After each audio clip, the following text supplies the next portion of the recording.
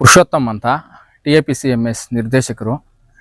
ನಾನು ಈ ಒಂದು ಪತ್ರಿಕಾಗೋಷ್ಠಿಯಲ್ಲಿ ಇವತ್ತು ಮಾತಾಡೋದೇನೆಂದರೆ, ಮೋಹನ್ ಕೃಷ್ಣ ಅಣ್ಣನವರು ಇವತ್ತು ಪಾಪ ಎಲ್ಲರನ್ನೂ ಕರೆದು ಮತದಾನವನ್ನು ಅನರ್ಹ ಮಾಡಿದ್ದಾರೆ. TAPMS ಅಲ್ಲಿ ಶೇರ್ನ ಅನರ್ಹ ಮಾಡಿದ್ದಾರೆ ಅಂತ ಹೇಳಿದ್ದಾರೆ.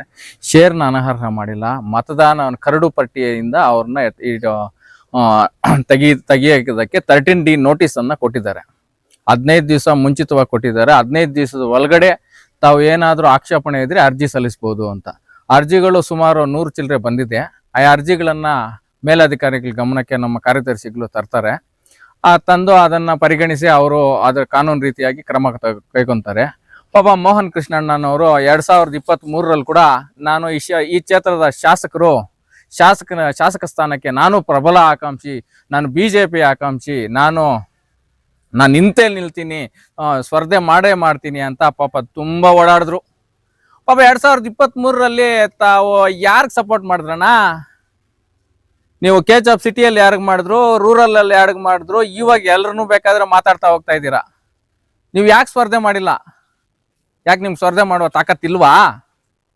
ನೀವು ಇನ್ನ ಪೇಪರು, ಈ ಬುಕ್ಕು, ಪೆನ್ಸಿಲ್ಲು, ಪೆನ್ನು ಎಲ್ಲ ಚಿಕ್ಕ ಮಕ್ಕಳು ಕೊಡ್ತಾ ಇದ್ದೀರಾ.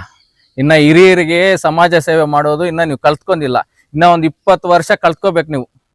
ಮೋಹನ್ ಕೃಷ್ಣಣ್ಣ ರಾಜಕಾರಣ ಮಾಡೋದು ಇಂಥದ್ರಲ್ಲ. ಇವಾಗ ಬಂದಿದ್ದು ಇವತ್ತೆಲ್ಲ ಶೇರ್ದಾರ ಎಷ್ಟು ಜನ ಬಂದಿದ್ರು? 20 ರಿಂದ 30 ಜನ ಬಂದಿರ್ತಾರೆ. ಎಲ್ರು ನೀವು ಹೆಂಗೆ ಕರ್ಕೊಂಡ್ಬಂದ್ರು ಅನ್ನೋದು ಎಲ್ರಿಗೂ ಗೊತ್ತಿದೆ. ಅರ್ಥ ಆಯ್ತಾ ಮೋಹನ್ ಕೃಷ್ಣಣ್ಣ? ಮತ್ತೆ ನಮ್ಮ ಶಾಸಕರ ಬಗ್ಗೆ ಅವ್ರ ಮನೆಯವರು ಮಾಡಿದ್ದಾರೆ, ಅವ್ರೆಲ್ಲೋದಿಂದ ಬಂದವರು ಅಂತ. 14 ವರ್ಷ ಎಲ್ಲಿದ್ರೆ ಅವರು ಪರ್ಮನೆಂಟ್ ಆಗಿ ಅವ್ರು ಅಲ್ಲೇ ಅಡ್ರೆಸ್ ಆಗುತ್ತೆ. ನಿಮಗಿಂತ ಮೊದಲು ಅವ್ರು ಈ ಕ್ಷೇತ್ರದಲ್ಲಿ ಪರಿಚಯ ಆದವರು ನಮ್ಮ ಶಾಸಕರಾದಂಥ ವೈ ಸಂಪಂಗಣ್ಣವರು ಈ ಕ್ಷೇತ್ರಕ್ಕೆ ಪರಿಚಯ ಆದರು.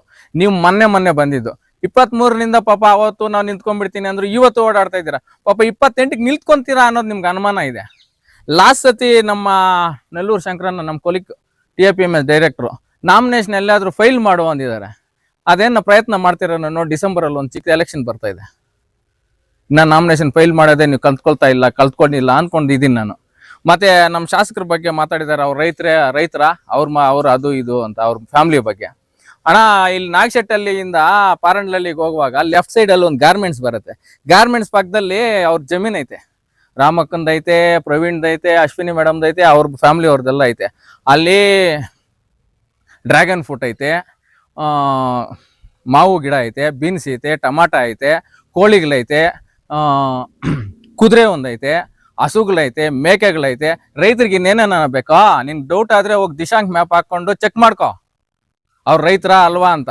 ಮಾತಾಡಿದ್ರೆ ನಾನು ರೈತರಾಗಿ ನೀನು ರೈತರಿಗೆ ಏನನ್ನ ಮಾಡಿದ್ಯಾ? ಬರಗಾಲ ಬಂದಿದೆ, ಒಂದು ಊರುಗಳಲ್ಲಿ ನೀರು ಕುಡಿಯೋಕೆ ನೀರಿಲ್ಲ. ಅವ್ರ ಬಗ್ಗೆ ನಿಂದೇನಣ್ಣ ಹೋರಾಟ? ನಿನ್ನ ಹೋರಾಟ ಏನಿಲ್ಲ ಪಾಪ. ಸುಮ್ಮನೆ ರಾಜಕೀಯಕ್ಕಾಗಿ ನೀನು ಏನೋ ಇದರಲ್ಲಿ ಮೈಲೇಜ್ ಬರುತ್ತೆ ಅಂತ ನೀವು ಹೊರಟಿದ್ದೀರಾ. ಯಾವುದೇ ಮೈಲೇಜ್ ಬರಲ್ಲಣ್ಣ. ಮೋಹನ್ ಕೃಷ್ಣಣ್ಣ, ಏನಾದರೂ ಪ್ರಜಾಸೇವೆ ಮಾಡಿ. ನಿಮಗಿಂತ ಪ್ರಜಾಸೇವೆ ಮಾಡಿದಂತಹ ತಂಬಾರ್ಲಲ್ಲಿ ರಾಜಣ್ಣ ಇದ್ರು.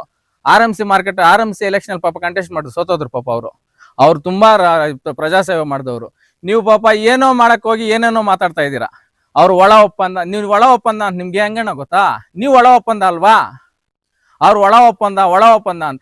ಅವ್ರ ಪಕ್ಷ ರಾಷ್ಟ್ರೀಯ ಪಕ್ಷ ಬಿಜೆಪಿಯಲ್ಲಿ ಯಾವತ್ತೂ ಅಂತ ಇದೇ ಇಲ್ಲ. ಇಲ್ಲಿ ಇವ್ರನ್ನ, ನಮ್ಮ ಮಾಜಿ ಸಂಸದರನ್ನಾದ್ರ ಅವ್ರನ್ನ ಟೀಕೆ ಮಾಡ್ತೀರಾ, ಅಲ್ಲಿ ಹೋಗಿ ಮೋದಿಗೆ ಜೈ ಅಂತೀರಾ. ತಮ್ಮ ಪಕ್ಷ ಯಾವ್ದಣ್ಣ? ತಾವ್ ಯಾರಿಗಾಗಿ ನಿಂತಿದ್ದೀರಾ? ಯಾರ ಪರವಾಗಿ ನಿಂತಿದ್ದೀರಿ ನೀವು? ಈ ಸಲ ಹೋಗ್ಲಿ ಕಂಟೆಸ್ಟ್ ಮಾಡ್ತೀರಾ ನೀವು ಶಾಸಕರಿಗೆ? ಅದಾದ್ರೂ ಸ್ಪಷ್ಟೀಕರಣ ಕೊಡಿ. ನಾನು ಇಂಡಿಪೆಂಡೆಂಟ್ ಅಂತೀರಾ, ಮತ್ತೆ ಮೋದಿ ಸಾಹೇಬ್ರನ್ನ ಹೊಗಳ್ತೀರಾ. ಯಾವ್ದು ನಿಮ್ಮ ಪಕ್ಷ ಯಾವುದು? ನೀವು ಯಾವ ಪಕ್ಷದಿಂದ ನೀವು ಸ್ಪರ್ಧೆ ಮಾಡ್ತೀರಾ? ಮತ್ತೆ ವಿಜೇಂದ್ರಣ್ಣ ಫೋಟೋ ಪ್ಲೇ ಕಾರ್ಡ್ ಇಟ್ಕೊಂಡಿದ್ದೀರಾ, ಕುಮಾರಣ್ಣನ ಪ್ಲೇ ಕಾರ್ಡ್ ಇಟ್ಕೊಂಡಿದ್ದೀರಾ, ದೇವೇಗೌಡರು ಪ್ಲೇ ಕಾರ್ಡ್ ಇಟ್ಕೊಂಡಿದ್ದೀರಾ, ಎಲ್ಲರೂ ಪ್ಲೇ ಕಾರ್ಡು ಇಟ್ಕೊಂಡಿದ್ದೀರಾ. ನಿಮ್ಮ ಪಕ್ಷ ಯಾವುದು? DK ಶಿವಕುಮಾರ್ ಪ್ಲೇ ಕಾರ್ಡ್ ಇಟ್ಕೊಂಡಿದ್ದೀರಾ. ನಿಮ್ಮ ಪಕ್ಷ ಯಾವುದು ಅಂತ ತಿಳಿಸ್ಬೇಕಾಗಿ ನಾನು ವಿನಂತಿಸ್ತೇನೆ ಅಣ್ಣ.